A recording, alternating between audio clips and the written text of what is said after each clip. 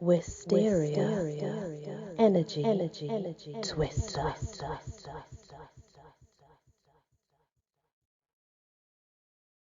Hello everyone and welcome back to my channel. So we're now on Menhirs and Dolmens.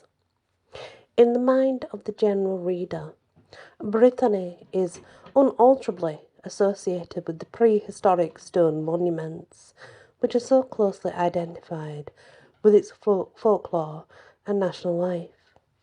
In other parts of the world, similar monuments are encountered in Great Britain and Ireland, Scandinavia, the Crimea, Algeria, and India, but nowhere are they found in such abundance as is in Britanny.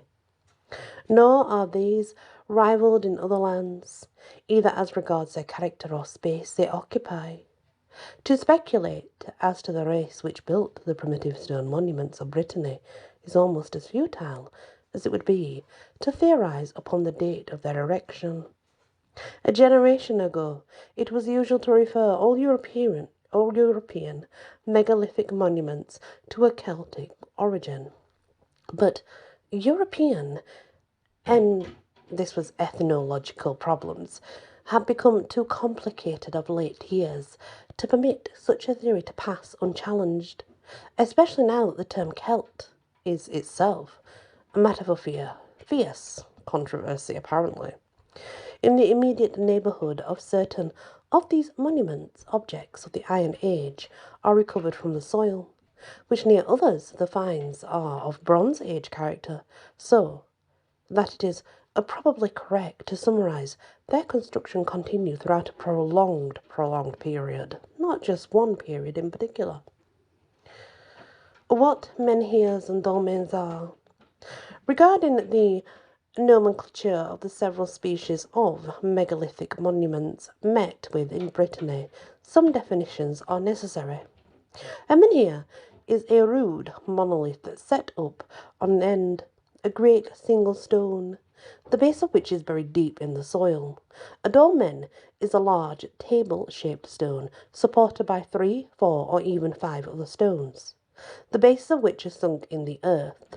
In Britain, the term cromlech is synonymous with that of dolmen, but in France, and on the continent generally, and it's exclusively applied to the class of monument for which British scientists have no other name than stone circles. The derivation of the words from Celtic and their precise meaning in that tongue may assist the reader to arrive at their exact significance.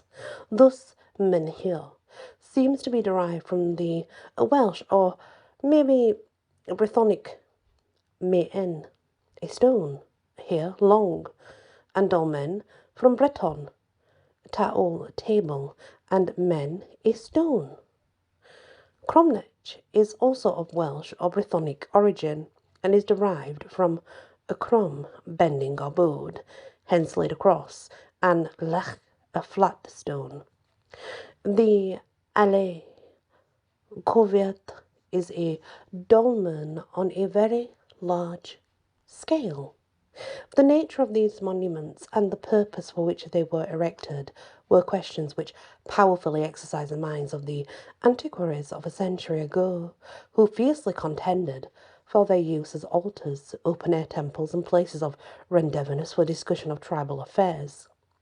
The cooler archaeologists of the later day have discarded the majority of such theories as untenable in the light of hard facts. The dolmens, they say, are highly unsuitable for the purpose of altars, and, as it has been proved, that the class of monument was invariably covered, in prehistoric times, by an earthen tumulus, its realistic use is thereby rendered improbable.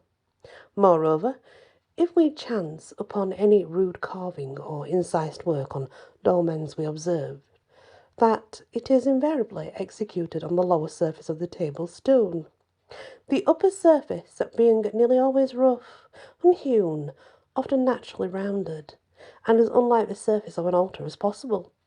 Recent research has established the much more reasonable theory that these monuments are sepulchral in character, and that they mark the last resting places of persons of tribal importance.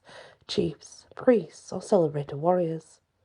Occasionally, legend assists us to prove the mortuary character of Menhirs and Dolmens, but without insisting any further for the present upon the purpose of these monuments, let us glance at the more widely known of Britanny's prehistoric structures, not as much in the manner of archaeologist, as in that of observant traveller who is satisfied to view them as an interesting relics of human handiwork bequeathed from a darker age, rather than as objects to satisfy the archaeological taste for discussion. For this purpose, we shall select the best-known groups of Breton prehistoric structures, and shall begin an excursion of the north-eastern extremity of Brittany, following the coastline on which most of the principal prehistoric centres are situated, and, as occasion offers, journeying into the interior in search of famous or interesting examples. And that is what we will go into next, and we will start with Dol, the legend of it, etc. So, what they are the stone works, the stone structures that you see, and you see them worldwide, but mostly in Brittany. We're talking about Stonehenge and such likes, guys. Maybe even the Serpent Man, too. I'm not sure if that's going to be included, but we will find out. Thank you so much for listening to the next episode of the Legends of Britany, and many blessings. Wysteria, energy, twister.